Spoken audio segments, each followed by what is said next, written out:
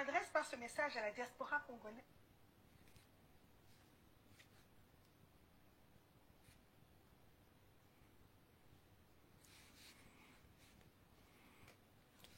Bonjour, bonjour, ou bonsoir, bonjour, ou bonsoir, le sako nabino, bandeko. Un bon dimanche à vous toutes et tous, peuple congolais. Mais voici encore devant vous, il y a Dibolo, greffier international, il y a peuple mokonzi, peuple souverain, kakanenge tolobaka, tokotika te bitumba oyo tozali bagarder du temple na bino bokoto tozali wana pona bino kolobela soki tomoni likambo mais lelo toye pe na likambo tomoni likambo toye na yango pona kolobela bolala pongi te peuple congolais partout où vous êtes partout où nous sommes nous devons faire quelque chose tozela te libération na biso euta libanda tozela te baboma biso tu tozela te peuple wana alimwa donc yango wana tozali ko belela koloba na bino à chaque fois à chaque reprise toza ko répéter toujours la même chose suivant évolution ya makambo ndenge eza kosalama na mokili parce qu'on nous dit toujours la répétition et la mère de la science et la mère il y a avancement ya bien ya mokili pona ke mutu ayeba ko enregistrer likambo ndenge akuteli yango na ndenge pe ezali kokenda bandeko na ngai vraiment bokoto ebele to solola partager aussi en même temps ba message oyo boza kozwa epai na ngai bobundeli na bino kolotu na bino ndeko na bino papa na bino noko na bino oyo tozali elongo na babo Ketua Yambo Général de Gaulle commandant iso ya Eunice Banz biso nyonso babundeli ya mboka sans oublier Papa Tom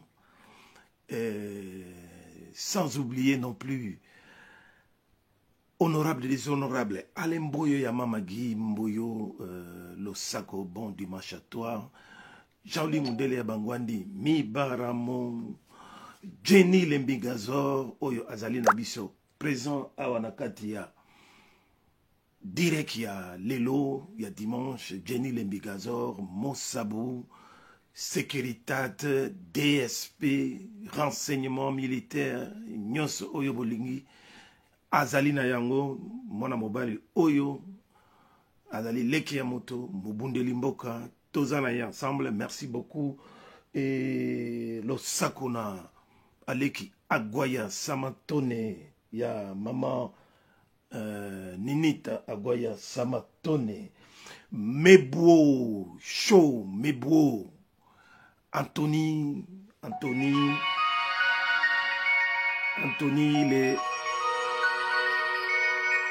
la beauté naturelle. Un instant. Bolimbisa, Nazali na direct, mais bon, on a dit coup de fil important. Ketua Yambo, Nazali en direct.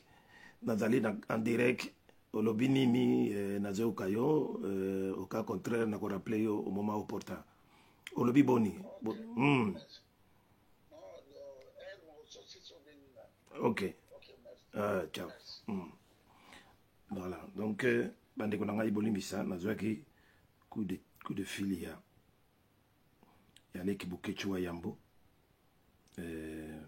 vraiment Zamasolo ya kati na kosolola na l'air moko nazaleka kopesa mbote na bandeko nyonso Claude Chomongo en direct des États-Unis Losako na yo maman Lidi 2000 Losako na yo maman Déboulonné TV Losako maman Mazelate Kipavita maman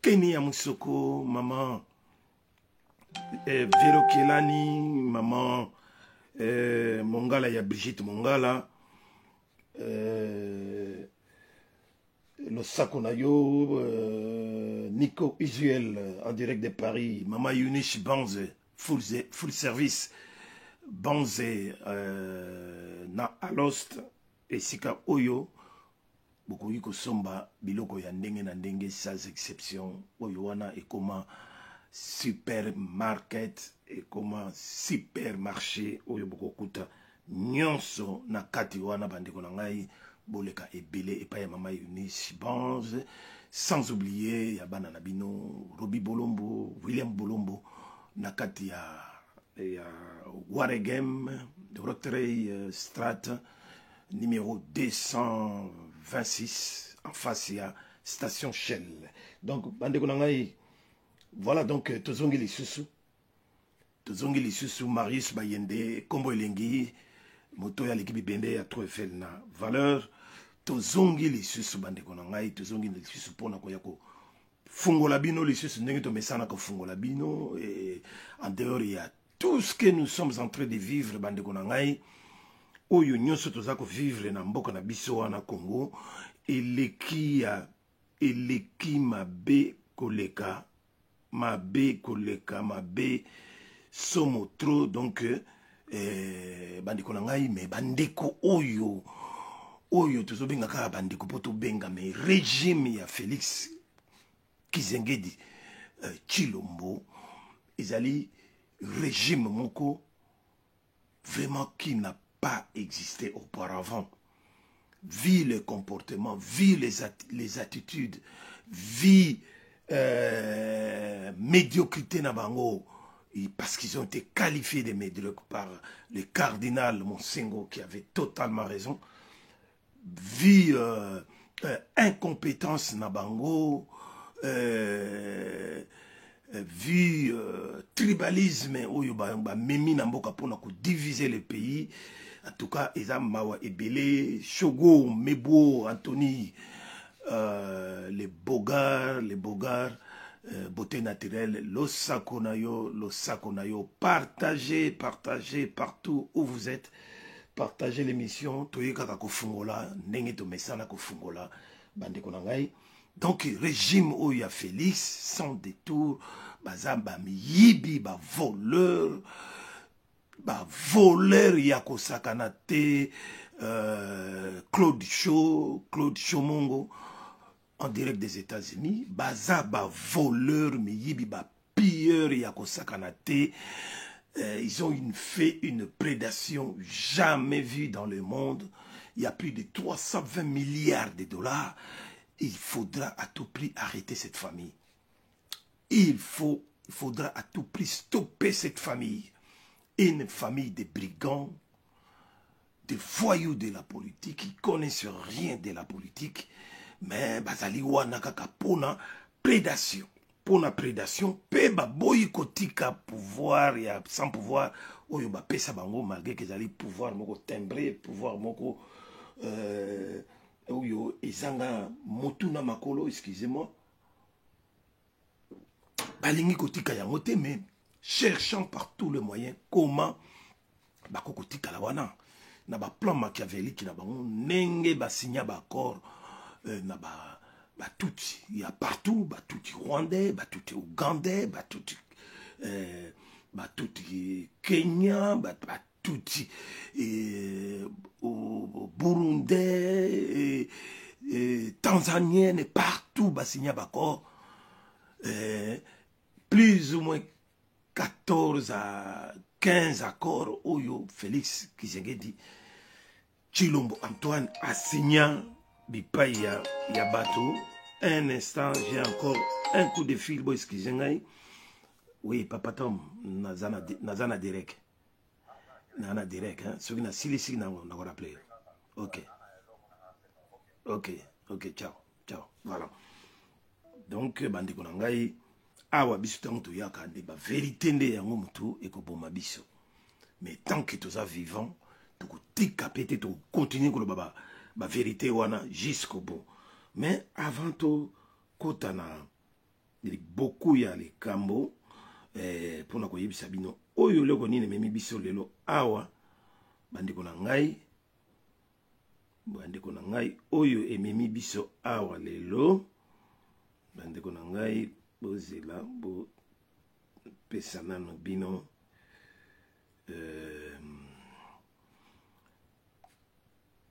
tobanda na ndenge ya mboka na biso tobanda na ndenge ya mboka na biso donc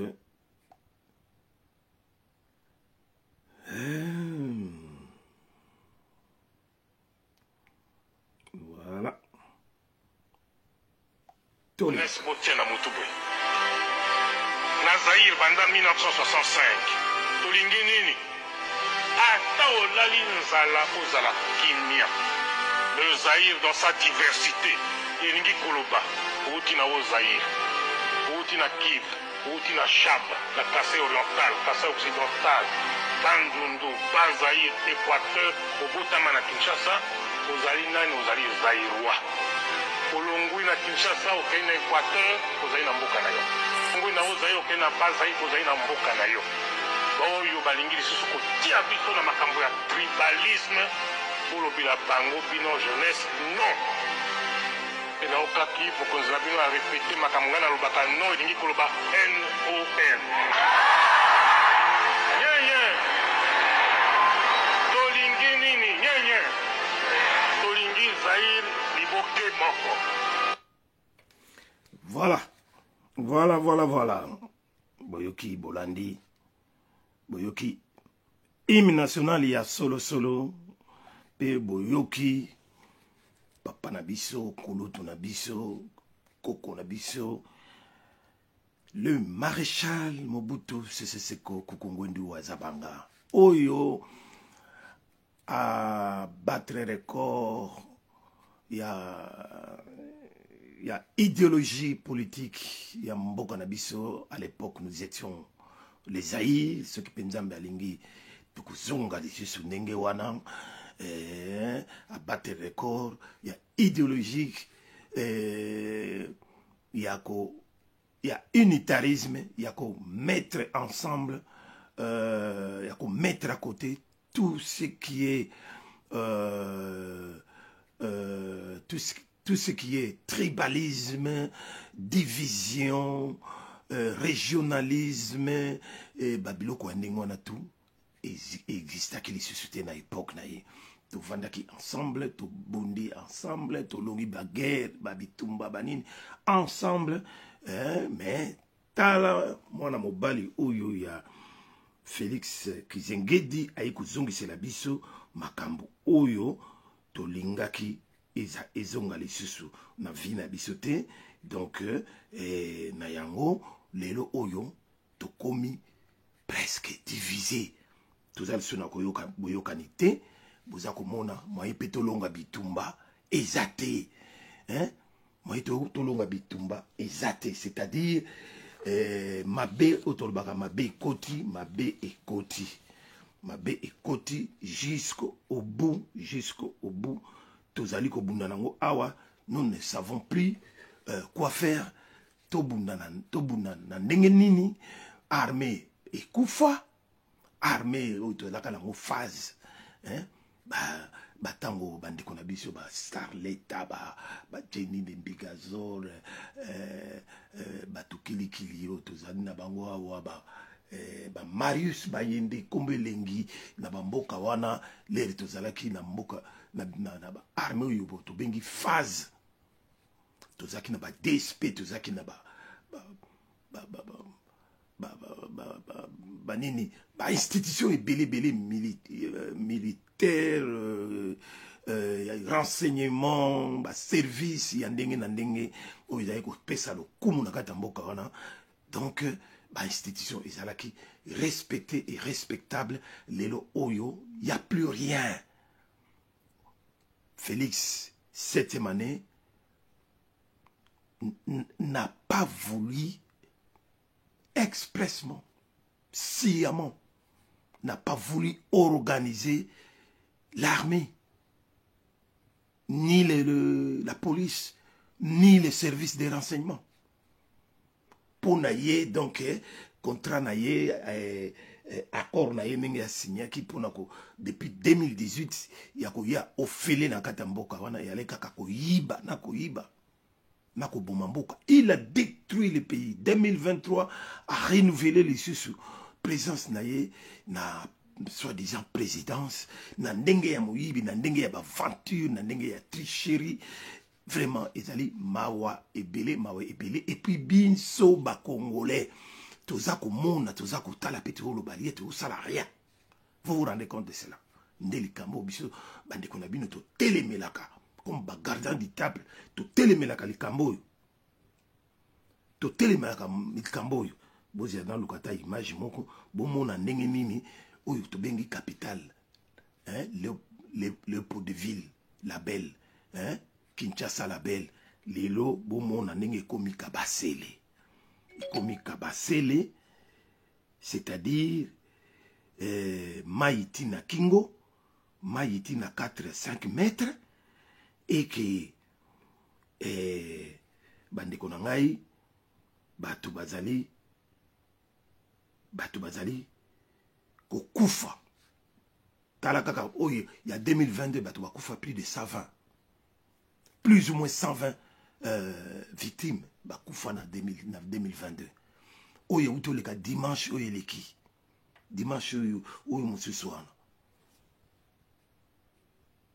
batu bakufa plus d'une trentaine bakoma même à 50 mais réalité bango bakopesa autrement oyo utoleka vendredi oyo kaka vendredi oyo utoleka mbule beteli sur makasi Cécile Abimana mbule beteli sur makasi bandeko na ngai batu bakufi lisusu surtout bana mike ya vendredi bana mike bakufi ebele bandeko na ngai bazo bakoloba yango te mais bana bakufi ebele mai tellement ya lebele et puis ezako yana bakura makasi parce que ba mai wana ils ont wuta de partout ils ont wuta na ba mai ya njili ils ont wuta na ba mai oyo soki ba benga ba mai ya kalamu ba nini et tout ça hein nao ya fleuve ezako kumba tout ezako se déverser na fleuve donc ezako mema bato na niveau ya kosakana te et puis bozomona que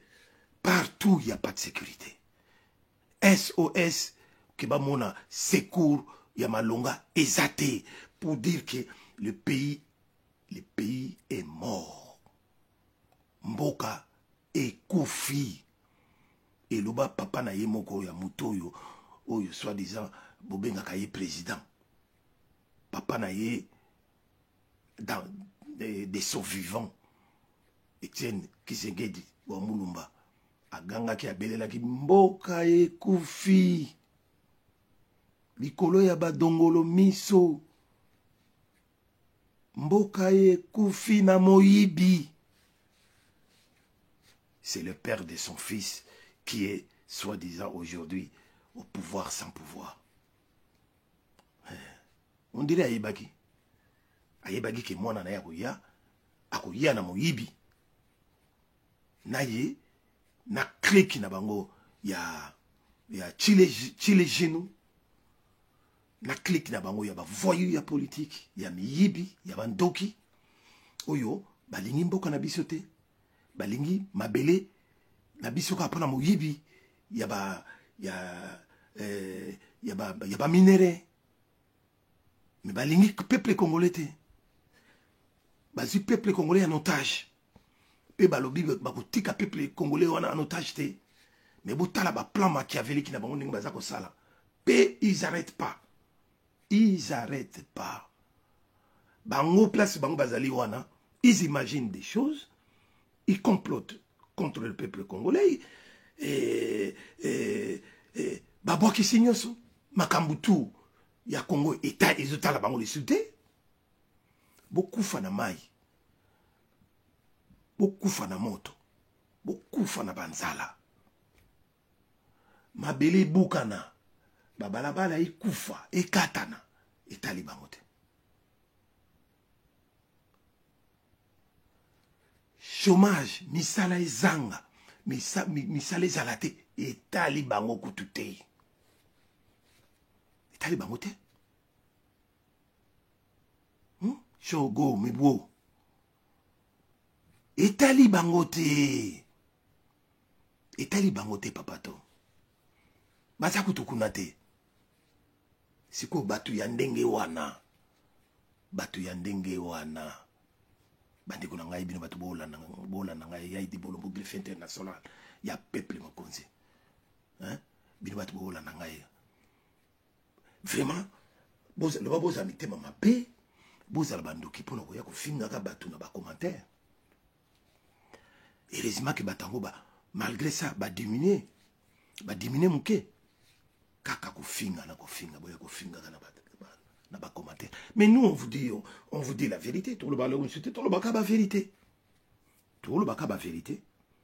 Vous allez nous donner moi image moko awa to bomona ndenge mimi que mboka na biso eza ya kodinda et ça continue de s'enfoncer. Ça continue de s'enfoncer. Que Toyebi vraiment, Toyebi de susciter sur quel sein on va se vouer. Bande kunangai. Ils a pas si peu mawa. Il a pas si peu mawa.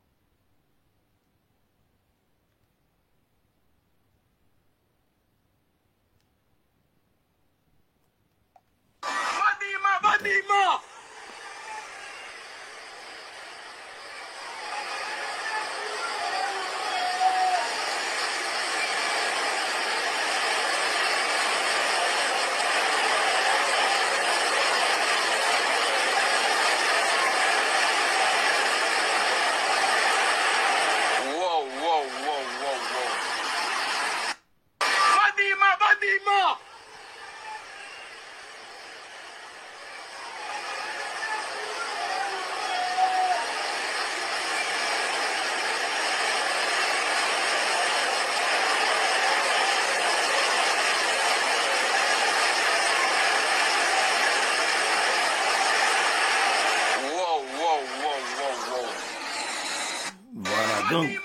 Donc bandeko na ngai botala la kati wana eza na kati ya ville dans la en pleine capitale vous vous rendez compte de cela toloba te boye penda boye ezalaka vraiment bozomona batu donc na mboka na bango toloba te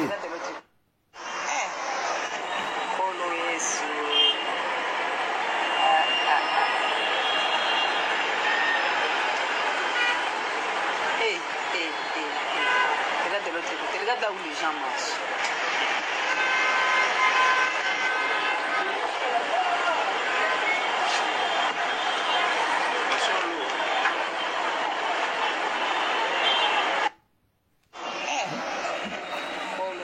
Demande. Toloba te. Maintenant, les gens ils vont vivre comment? Donc na ba pasi na bango na banzala na bango démunis de tout moyen. Bazana mbongo te, bazana eloko te. Hein? Bazana eloko te. Mais sikoyo yo komona bato ya régime wana ndenge bazo ya kokosa bato. Na ba discours ya lokuta ya moyibi, hein? Ya du n'importe quoi. Okomona justice na mboko ane kufa. Botala ndenge nini ministre na bango ya justice azoya kokosa. Azoya kosala populisme, hein?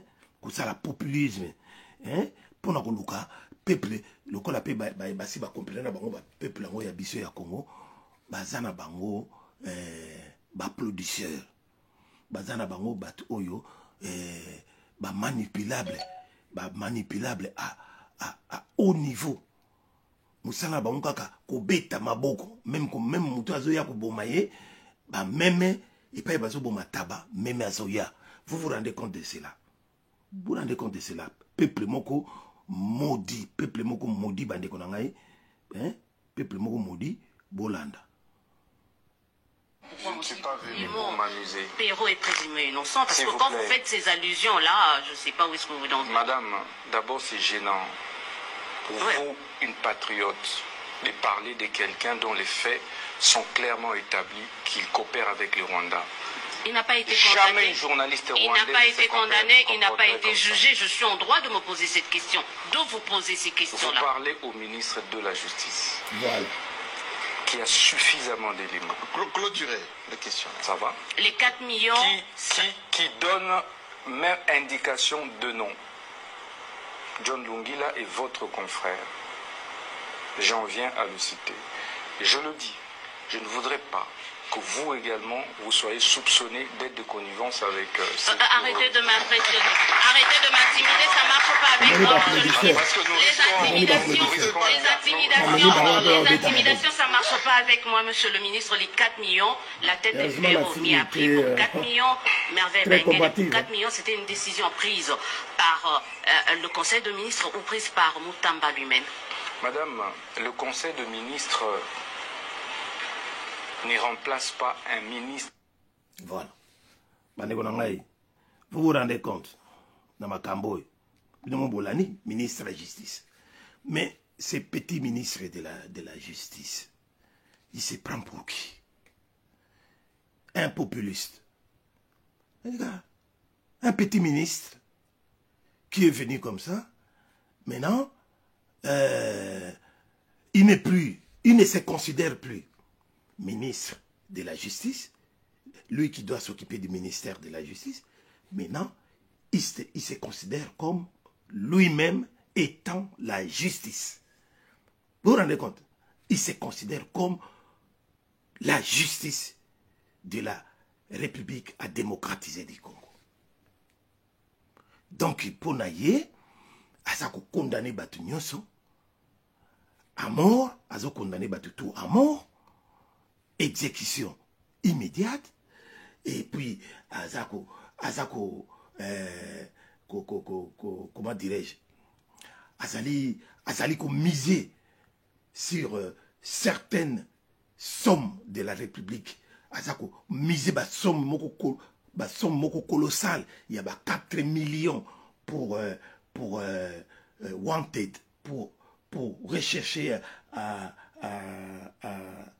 arrêter, à faire expliciter Perrault, journaliste, les bandas, nini, il y a 5 millions de dollars pour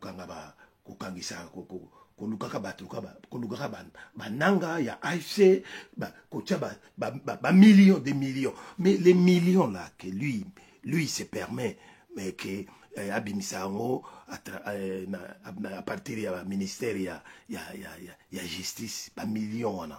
Pourquoi ne le met-il pas dans un problème où il y a sauver Kinois, où il y a des mayambula? Pourquoi bazo tcha ba millions en athée pour régler problème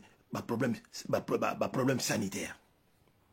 Pourquoi bazako zoba millions en athée batia yango na construction de route par exemple?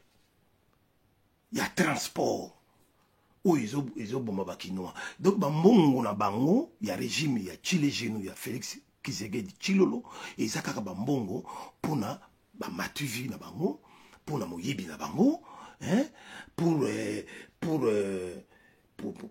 peut-être pour na quoi censé pouvoir na bango ya moyibi ya lokuta, pour du n'importe quoi, l'essentiel que bango bazo bango ba tamba poche, mais bazako ça les locaux côté pour na peuple one. Vous vous rendez compte? Ya ngala bande kona ngai. Bon, les locaux na to umilate na yekaka pour na yebisabino que Mboka, en gros, le pays, notre pays se meurt. Notre pays se meurt. Mboka Isaiah Kokufa. Mboka Isaiah Kokufa, n'a pas inondation à répétition, n'a pas crise socio-économique, le régime n'a plus le contrôle du pays. bamboka ebele ekoyi ekomi sous le contrôle ya AFC nanga M23 Bunagana, Ruchuru, Masisi, Goma, Bukavu, Lelo Lobby, Toyoka Kisangani, Kalate, Bakuzwa, et dans l'entretemps, et chômage, la pauvreté très aiguë. D'un autre côté, le tribalisme est à base de la division. Il y a peuple congolais. Tribalisme, il y a institution accentuée, et népotisme, clientélisme, régionalisme, et tout ce qui s'ensuit, eza mawa ebele, moka ezali yakokufa, moka ezali yakokufa, mais aujourd'hui, je suis venu vous alerter, vous signaler que ces pouvoirs-là, tu les gelous, le pouvoir Yamoyibi, il y a Félix Kizengedi, ti les loyaux, ils n'ont pas encore arrêté avec leur plan machiavélique. Bazali wana, Bazali kaka ko réfléchir de comment faire pour protéger les pouvoirs sans pouvoir. Il y a Félix Tshisekedi Tshilombo.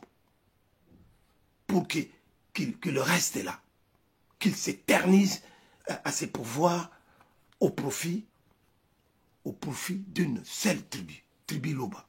Ba azala kaka wana ba kende nango tina suka et que motu asala bango eloko mokote. Ils ont pris le peuple congolais en otage. Mais biso tout à la tribu, mais finalement kote okuna na est M23 0%. Na est, na ouest, Félix, yé, na bande na yé, yaba foyou, yaba voleur, y'a miyibi, ne connaissant rien dans la politique, bango aventurier, ou brigand, criminel, du sang et des criminels économiques, bazo continuer, comme ça là, comme si rien n'était, bango peut balobi, prendre tout l'ouest en otage. Na vision na bango bazana ngo sikoyo, seule façon pour na s'accaparer na partie ouest, bandi na bato, na tribalisme. Tribalisme, banda azoka pouvoir na 2018, akoseli boso batabandundu ke baza ba tribaliste bazo boma baluba oyo bazalaka na nina bandundu. Lokuta munene simbate. Ba tribalisme yango a institutionnalisé yango na ba institution tout. Tribalisme pour la division. Babiloko wana tout et ils ont simba pété. Atali a lui bon, na plan machiavélique, qu'est-ce qu'on va faire maintenant? Allez. Awangani constitution. Constitution oyo et oyo ye azali lié nango, oyo e commissaire place oyo azali. Mais ce que l'ingé constitution te, ou l'ingé constitution oyo ezalité en place te. Il aurait fallu dès que azoki pouvoir azoki pouvoir sans pouvoir na yo ba pesa ki akopesa na 2018 na Hippolyte Kanambe Kabila. Pourquoi il n'a pas jugé bon yako sala ba déclaration on a été que constitution Nabiso c'est une constitution de la malédiction, c'est une mauvaise constitution qu'on doit à tout prix passer par des modifications la constitution ou voire même de les changer carrément. Pourquoi ça la déclaration depuis 2018? Parce que ayebiki après taki serment pour Nayango pour protéger cette constitution, après taki serment devant Dieu et devant la nation, qui a trahi la constitution on a été, mais Yewana a trahir a sali haute trahison pour contre la constitution nabiso. ekomi ya mabe ekomi ya moyibi azako asali l'élection oyo asalaki awa na 2023 il y a 7 jours. Vous vous rendez compte? C'est ça qu'on appelle violation totale de la Constitution. Donc c'est quelqu'un qu'on ne doit même plus lui laisser le temps de voyager, de se déplacer, de revenir et de raconter n'importe quoi, bah, discours ébélé, bah, kili, bah, promesse ébélé. C'est quelqu'un qu'il faudra à tout prix arrêter, emprisonner, kokangaye, parce que ça c'est haute trahison. Il y a haute trahison. Il y a des tricheries, il y a des makambo belé.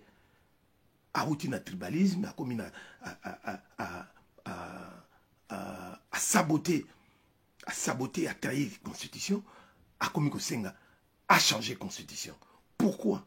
Parce que Alingi a dit en changeant la Constitution, tant qu'il y a l'équipe en 2023, c'est le moment où il faut à Sala Sikoyo, à Kotisa Sikoyo, dynastie Loba. Fait tant que dans Loba, Nazolo Baluba Nyosote. Pour to bala baluba, to zana bana baluba, banini, wana pena ba ako kabula bisote. Puis azako échoué nango. Azako échoué nango. Malgré qu'azo continué, népotisme na ye, baluba banini, mais baluba nyoso, bazana kate makambo yote. Donc Félix, dans sa tête, et dans la tête de sa clique, IDPS, bateau, bazako soutenir, tilelo oyo, bazali toujours na notion wana, il y a changement de la Constitution. Pour le voter. Alors, le col à Monique, le Cambo, il y a changement de la Constitution. Hein? Diaspora est télémé la Kiyango. Diaspora et l'obéliango avec des multiples explications. Hein? Donc, tout s'expliquer comme il faut, tout définir l'article, il y a Constitution wana, hein? Et sans oublier, opposition. Malgré bazaka la mboka wana te, mais opposition pe la mboka wana ba jouer qui moi rôle. Et surtout l'opposition armée. Opposition armée. Et Kotima solo.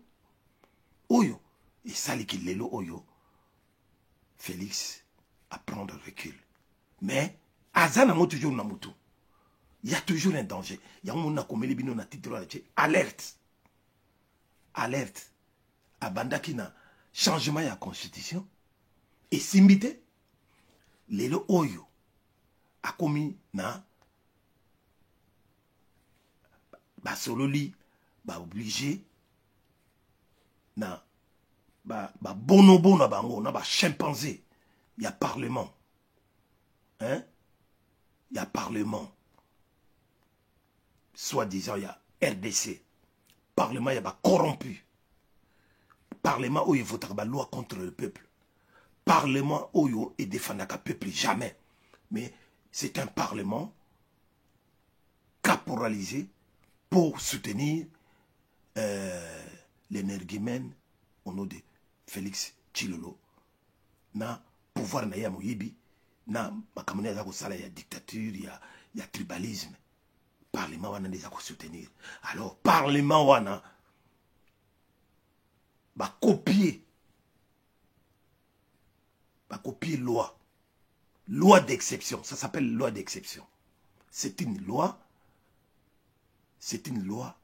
spéciale en cas de guerre. En cas de guerre entre des États. Je dis bien, je le souligne. En cas de guerre entre des États. C'est un bon exemple, par exemple, guerre à Ukraine, na Russie. Ce sont des États différents.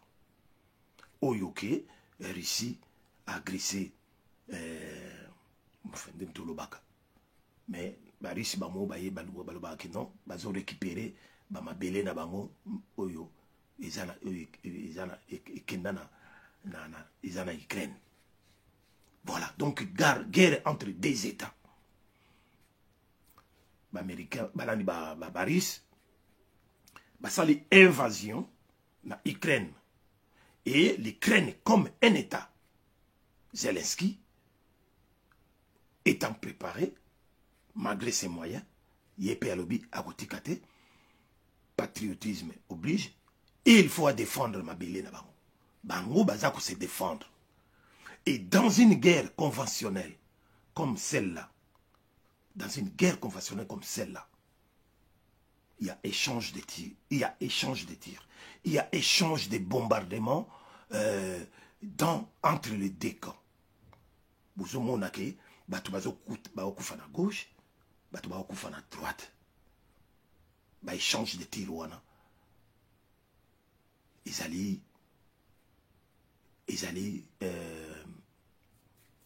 allaient kobomisa ba peuple wana. Ça s'appelle une guerre conventionnelle. Mutu na mutu azo luka batela mabele na ye.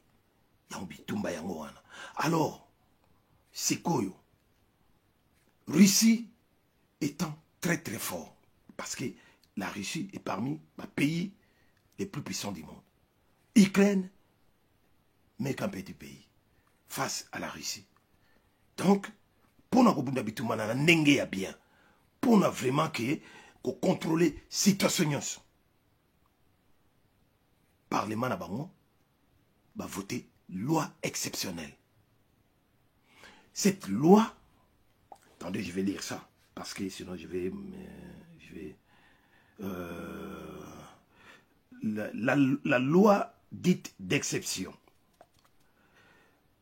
C'est une décision prise par le Parlement, par le régime ukrainien de suspendre ou d'abroger toute exécution de mandats électifs. Toute exécution de mandats électifs. Donc, mandat local, Parlement, Sénat, Assemblée nationale, Nyon Sowana, abroger. Au kiti na ba province, na gouvernorat, au kiti na ba ville, ba mairie, ba commune, et tout ça. Tout ce qui est mandat électif est abrogé jusqu'à nouvel ordre. Jusqu'à la fin de la guerre, ou jusqu'à la victoire totale, il y a Bitumba Oyubatouazali Kobunda entre les deux États. Et dans tout ça, en permettant au président de la République d'avoir tous les pouvoirs en lui pour gérer la situation de la guerre, pour contrôler la situation. Wana na nenge normal, nenge na expliqué bino, nenge sama na Ukraine. Donc c'est le président yé azali na contrôle ya état-major d'armée, azana contrôle ya mamakambutu ya armée au bazo bunda pona intérêt général ya mboka. Pour protéger ce qui reste à protéger, il y a mboka na bango. Mais si koyo, est-ce que biso ba congolais en RDC, biso ba congolais, la question de savoir est-ce que nous sommes en guerre avec les Rwandais, c'est ça la question. Dès lors on est au fond la bino alerte. Est-ce que nous sommes en guerre officiellement avec les Rwandais? Oui, agression Zali, RDF, il y a Rwanda, Bakota, plus de 4000 Banakata Congo. Oui,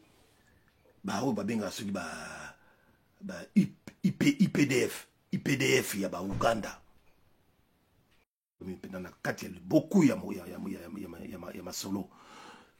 IPDF, il y a Ouganda. Bazana ba supplétif na bango, bazana kati ya est ya Congo wana. Ba Burundi, bazape na ba supplétif, bazap. Donc il y a plusieurs groupes armés na kati ya Congo. Bazo tout mon boulot ba trouble ezala kati ya Congo. Et non na kati ya Rwanda, non na kati ya Uganda, non na kati ya Burundi. Mobulu nyonso eza na kati ya Congo bandeko na ngai. Bato bazo kufa. Ce que nous appelons nous autres génocide congolais.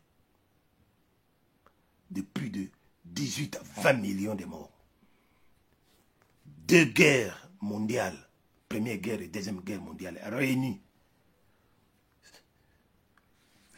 Sommation. Il y a nombre de bateaux qui bakoufi na Congo. Et l'équi. Ba guerre wana nyos. Mais aucune part ailleurs, on n'a jamais déclaré génocide du peuple congolais. Pourquoi? Parce qu'il y a complicité. Complicité, il y a Congolais derrière Félix Tshisekedi Tshilombo. Nos ennemis internes, nos ennemis intérieurs.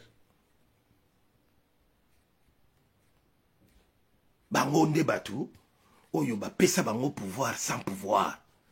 Oyo lelo oyo bazana complicité na Rwanda. Jamais bako tikalaka ko déclarer officiellement que nous sommes en état de guerre contre le Rwanda. Jamais nenga yemoka lobaka au grand jamais. Tilelo yo 7e année, il n'a jamais déclaré une guerre contre le Rwanda. Parce que la complicité naïe, il a lui-même déclaré officiellement dans la réunion partout dans le pays de l'Est et même au niveau international, il a reconnu que les M23 sont des Congolais. Que les M23, bazaba Congolais. En épargnant automatiquement les Rwandais dans cette histoire.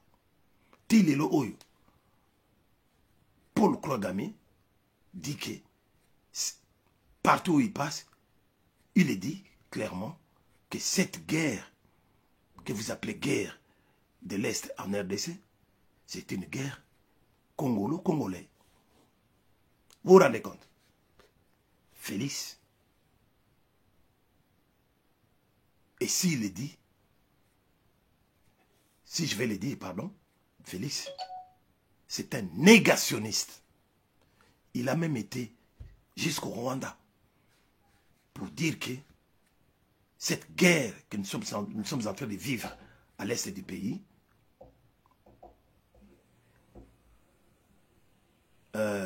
tous les morts congolais, toutes les victimes du Congo, ce sont des effets collatéraux. Toujours dans l'intention, il y a épargner Paul Kagame et le Rwanda. Et bon, Lelo Oyo, la question est de savoir que nous devons nous poser. Loi d'exception. Oyo, Nenge Samina Ukraine. Objectif est loi d'exception. Loi spéciale. Isali, il y a qu'à abroger. Il y a qu'à abroger. Mandat électif news. Donc, jusqu'à X temps, selon Toyebake, Bitumbango et Sili, ou Tolongi, ou to perdre, mais ou bien, bon, Bitumbape et Sili, après la négociation. Pendant tous ces temps-là, nous ne savons pas combien des années ça va nous prendre, mais dans l'entretemps, on ne peut pas faire des élections. On ne pourra pas faire des élections présidentielles, législatives ou autres, communales. Et que ça, la makate, boboulé siko. Pourquoi Félix et le sien voyez une politique, tribaliste, bande des escrocs, bande de criminels. Pourquoi pas une décision? Réponse est claire. Décision wana et yango et pour remplacer changement de constitution pour échouer dans changement de constitution. Or changement de constitution il y a cause à laquelle va changer constitution mais va la constitution oyo est favorable pour le pouvoir. Il y a Félix Tshisekedi et Vandawana encore des années en année, encore plus longtemps. Et puis, il y a comme ça, dynastie Luba, dans laquelle les rois seraient Félix. Et après Félix, si Félix meurt, c'est son fils Anthony. Donc, il faut continuer toujours dans le plan machiavélique. Loi wana soki va voter yango na parlement na ba bonobo na ba chimpanzé bandeko na ngai. Boye bake Félix akotika la wana libela. Akotika la wana libela parce que ba ko continuer nango pour plusieurs années jusqu'à ce que d'ailleurs peuple a lemba. Pour peuple déjà surtout ba kino parce que ba révolution nyo ya mokili e utaka na kata capitale. Mais si kotala peuple ils n'ont plus le courage, ils n'ont pas la culture, cette culture-là de faire des grandes révolutions. En dehors de ce qui s'est passé le 4 janvier 1959. Et puis tout ça m'a moqué, tout motiver le peuple 2015, 2016 pour arrêter les intentions. Il y a Hippolyte Kanambe Kabila, Nengalingaki a prorogé mandat par la force, par la force des choses, a changé article 8 de la Constitution pour peupler, comme Azala d'abord, le recensement et peuple. Et puis, le temps de la recensement, peuple, il y a payé 2 ans, 3 ans encore, en plus, avant que ça directement, article les sous le pouvoir pendant quelques années. Donc, télémela en 2015, batuba bima, ba étudiant, batu kili boyebi bino mo ndenge batu bakufa. Ndenge batu ba kolanda na bakufi kufi.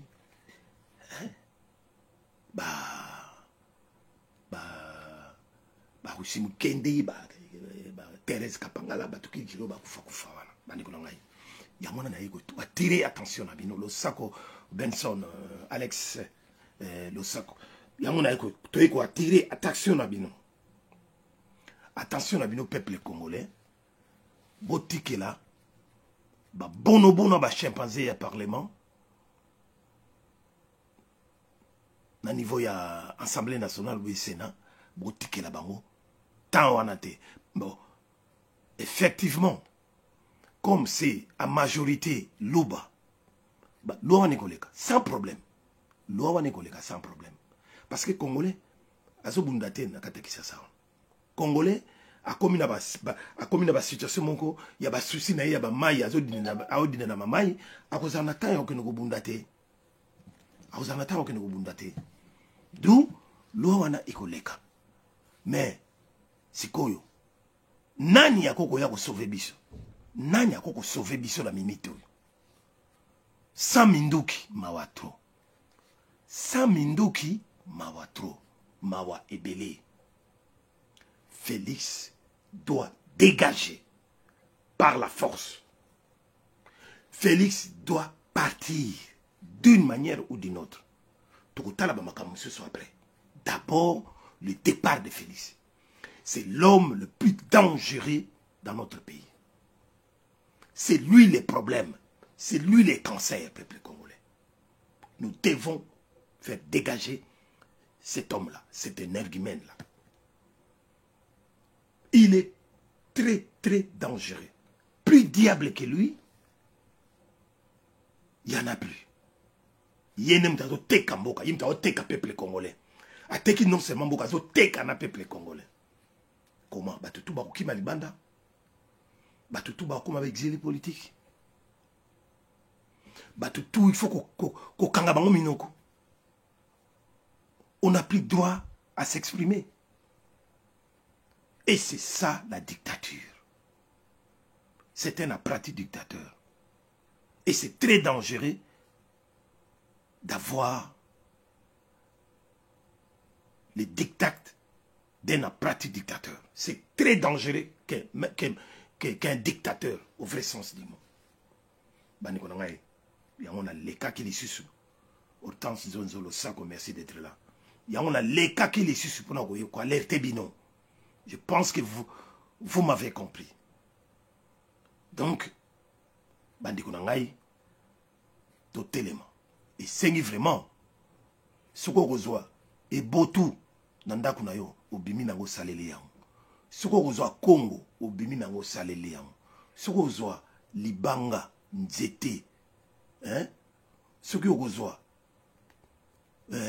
Mopanga et Talika Kayo.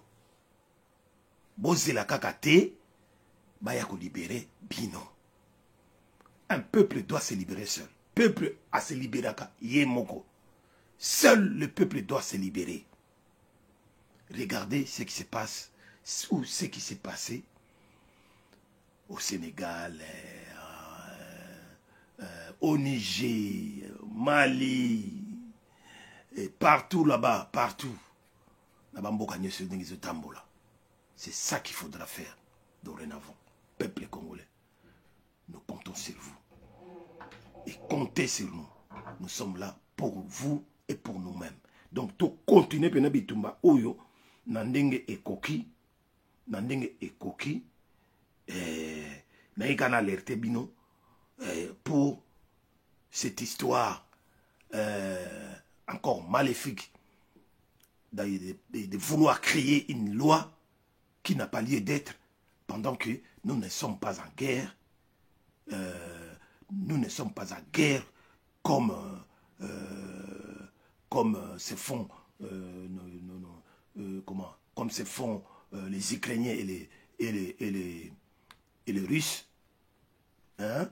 Awa et Yebani qui naba dire nabango oui to yebi yango bien to yebi yango biso moko na katike Rwanda asa toujours naba intention belliqueuse yako koboto la biso parti na biso ya est pour ba richesse tozana yango. Oui, Rwanda armée rwandaise ezana sima bango to balakate.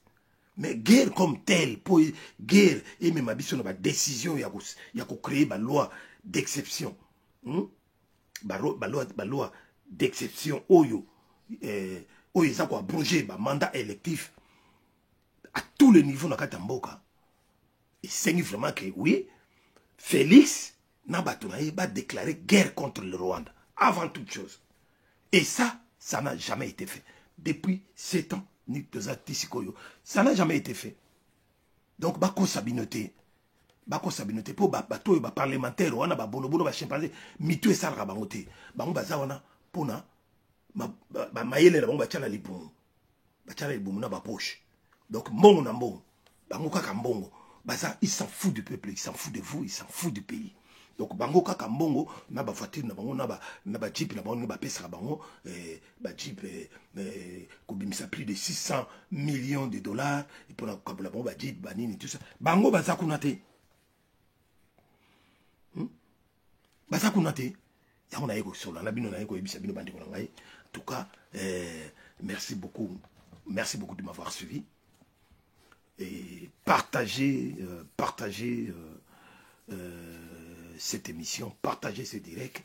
Oui, Bensonk, oui. Il est temps de destin à Bisson Maboko pour te sauver Mama Congo, oui. Voilà, donc, il y a un senga na bino kaka, yango na peuple congolais. Il faut tout soit destin à Bisson Maboko. Tout comme payate na mboka na biso moko. C'est notre pays. Africain, monsieur Bazo Seka, biso ba bien état là-bas congolais. Vous avez tout. Notre pays, ce qui totalie bien, c'est un pays qui doit être le pays le plus puissant dans le monde. Qui dis les plus riches et les plus puissants en même temps. Sur tous les plans, économiques, militaires, ou que sais-je encore. Pays, les pays les plus puissants du monde. Donc, au Boyango, il y a des étrangers, notamment les Américains, les Français et les autres, tout mis sur parce que toutes les grandes révolutions technologiques du monde, source il y a la Première Guerre mondiale, bombe ya oyo ekoyaka Hiroshima, bombe atomique, uranium eutana na kati ya Congo. Ba Belge na wana bantu bazalaki kokonza biso banini bakamata yango bateka yango na ba Américain nde yango ebombardani lelo oyo ya suka na ba révolution technologique ya suka batterie électrique ba coltan comment voilà donc ba cobalt pardon nous sommes pourcentage est belé ba cobalt ya solo maintenant et c'est au Congo ba coltan pour ba ordinateur na ba smartphone hein biloko tout baza ko créer ya ba vision nocturne ya ba vision nocturne bani ba matière première on se ko uta donc bandi kuna ngai boye ba valeur ya mboka na bino te faut boye ba valeur ya mboka na bino comme c'est fungola bino miso. Mais tant que vous ne connaissez pas l'histoire du pays, vous ne connaissez pas tout ce qui est richesse et ambokanabino, et vous ne vous connaissez pas vous-même, vous avez pas valeur nabino mon côté. Donc, c'est pour ça que nous sommes dans cette situation. Kakam kobina bina musique, ba concert, il y a ba église, il y a ba église aide. Kaka na ba église. Nzambe akosala, Nzambe asala. Bino kaka on Nzambe akosala, Nzambe akosala. Bo bimande na ba idiosi. Botika kola na ba Félix wana. Ce sont des aventuriers. Bandi ko ngai na suki awa pour lelo. Merci beaucoup de m'avoir suivi. Partagez énormément. Steve Malungwene, mon papa Malungwene, le sac na yo donc bandi ko ngai commis à la prochaine occasion, au prochain numéro. Ingeta.